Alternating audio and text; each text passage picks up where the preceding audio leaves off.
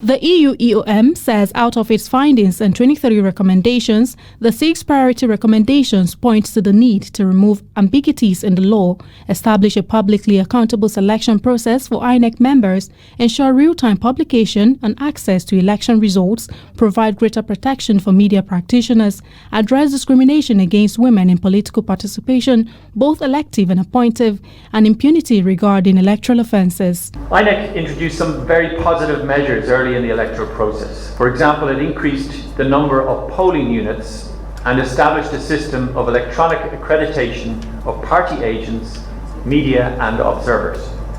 Public confidence, however, in INEC was severely damaged on the 25th of February due to its operational failures and lack of transparency.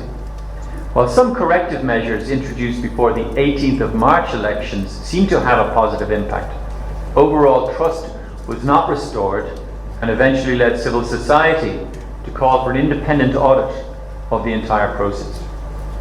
However, there is no legal requirement for qualification and merit-based appointments of the positions of INEC Commissioner or Resident Electoral Commissioner.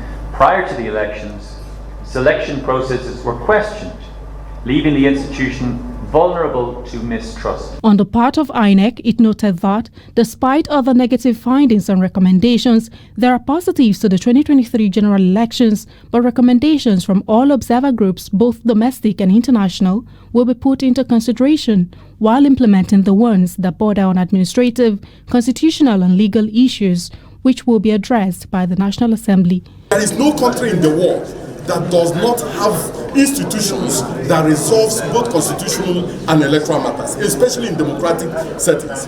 So if there are challenges with the law, if there are ambiguities with the law, if there are gaps with the law, we have our own judiciary that we look at some of these ambiguities, look at some of these challenges, and also deal with them.